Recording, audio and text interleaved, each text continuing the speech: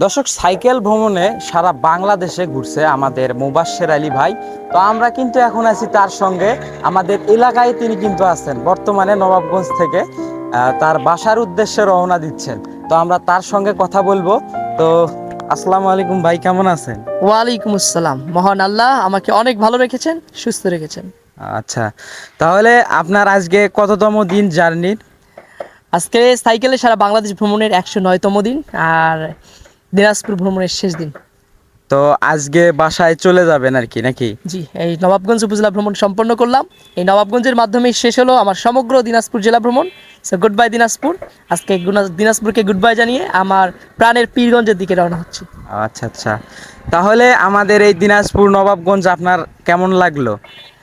দিনাজপুর অনেক বড় একটা জেলা, প্রায় 13টি থানা, আর এখানে অনেক কিছু দেখার মতো রয়েছে।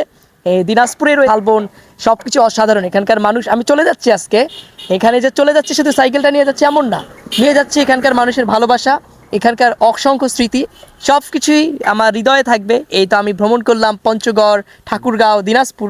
আমার ভীষণ ভালো লেগেছে এই দিনাজপুরকে, কারণ এই দিনাজপুরের মানুষের সঙ্গে আমার অনেকটা সম্পর্ক তৈরি হয়ে গিয়েছে। দিনাজপুরে দেখার মতোও অনেক কিছু রয়েছে। অনেক বড় একটা জেলা, এখানকার কালচার সব কিছুই অনেক ডাইভার্স।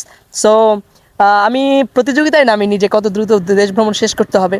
ধীরে ধীরে বাংলাদেশ, এই যে দিনাজপুরে অলিগলি গ্রামগঞ্জ সব জায়গায় ঘুরলাম, মানুষকে সময় দিলাম, বিভিন্ন কালচার দেখলাম, আদিবাসী সম্প্রদায়ের, সাঁওতালি সম্প্রদায়ের এই কালচার দেখলাম। সব কিছু কাছ থেকে দেখার সুযোগ হয়েছে, সব দর্শনীয় স্থান, অলিগলি গ্রামগঞ্জ সব কিছু দেখার সুযোগ হয়েছে। সো এই জন্য আমি অনেক হ্যাপি। তাই না? তো একটা জিনিস অনেকেই জানতে চায় যে আপনার মাথায় এই জিনিসটা আসলো, আপনি সাইকেল ভ্রমণে বাইর হইলেন, এটা কি জন্য এটা একটু? অনেকের চমৎকার প্রশ্ন।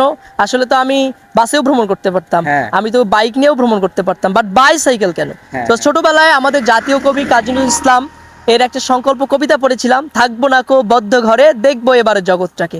তো বাংলাদেশটাকে যেহেতু ধীরে এবং কাছ থেকে দেখতে চাই, তো সাইকেল হচ্ছে পরিবেশ বান্ধব এবং কস্ট ইফেক্টিভ। সো এই জন্যই that's why I have chosen bicycle to explore my beautiful Bangladesh slowly and up close. বাংলাদেশকে যেহেতু ধীরে দেখতে বের হয়েছি, তো পরিবেশ বান্ধব একটা সাইকেল নিয়ে বের হয়েছি, আবার পরিবেশের বার্তাও ছড়িয়ে দিচ্ছি, যাতে মানুষ বেশি বেশি গাছ লাগায়, গাছের যত্ন নেয়। মাদকের ব্যাপারে কথা বলছি, কারণ মাদক যে শুধুমাত্র একটা পরিবারকে ধ্বংস করে এমন না, ধ্বংস করে একটা সমাজ, গোটা রাষ্ট্রকে।